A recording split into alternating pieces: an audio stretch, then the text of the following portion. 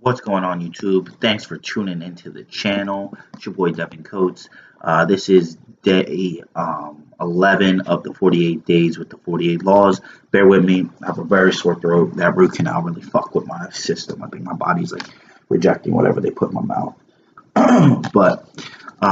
Yeah, you can pick up your copy. That's where you're going to get the most out of all these reviews. It's in the link in the description below.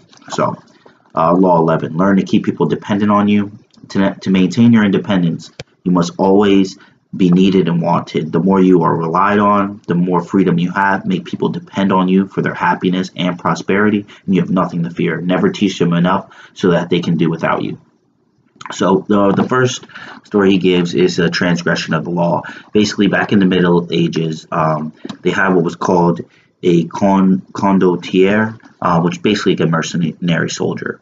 And what would happen is they'd have these wars, and they talked about one specific case, but it sounded like this happened repetitively.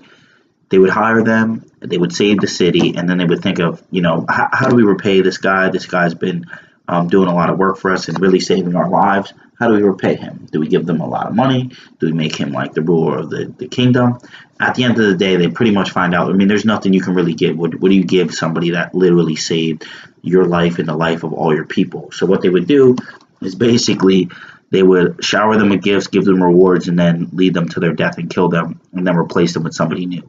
And basically, the interpretation was that these condottières basically they were a dime a dozen. You could find anywhere. You could find one younger, and the longer that they were in your service, the more they'd done for you. So the more they would feel like they're owed something, and the more they would ask for. So instead of trying to figure out how to satisfy an insatiable appetite, what they would do is just kill them and bring somebody else who is just as ready to please and to serve as a mercenary. And that's just really how they handled it. Now, the second one was about Otto von Bismarck. And basically, he was more of an observance. And what he did was there was a very weak king that he was under. And everybody kind of ridiculed this guy. Nobody supported him. But what he did was he actually supported him.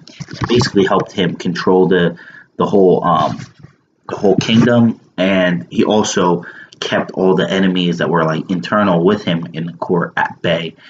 And basically what ended up happening was the king loved Bismarck and basically felt like he needed him and he needed his advice. So Bismarck would kind of play on this relationship on the fact that he needed him to protect him. He needed him to keep the enemies away.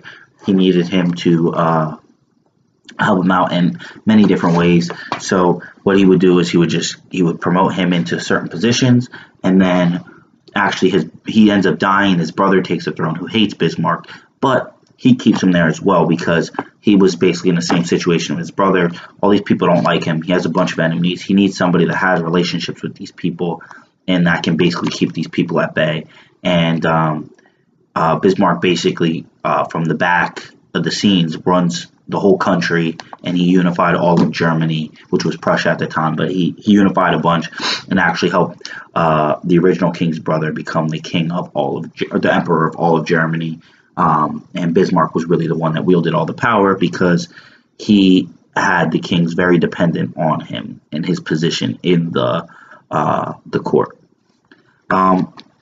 As we kind of like move on, I mean, the real keys to the power is just that you want to keep people dependent on you. I mean, these stories, I feel like there could have been probably better ones that exemplified this fact. But I mean, if you think about it in a job position, if somebody brings you on and hires you to do a certain position, and you're so good at your job and you do things that nobody knows, there really wasn't a process in place, you create the process, the process, they're going to be very nervous to let you go because parts of the company will disappear with you. And I know I work in sales, and that's something that I always think about. I mean, I have a lot of knowledge in the longer I'm in there and looking at the more tenured sales team. There's a lot of accounts and progress and money that's on the line for information that really only the individual account rep knows what's going on. Because I mean, you could look at my CRM, but it wouldn't really tell you where I am, what was in my email, what was done here, what was done there. So there is a level of dependency. Now, if you're the top earner, which I'm definitely not, but there is a top earner in the room, and I can feel his presence, and actually our CAO he is definitely somebody that seems to have like an indispensable, besides like the CTO and the CEO.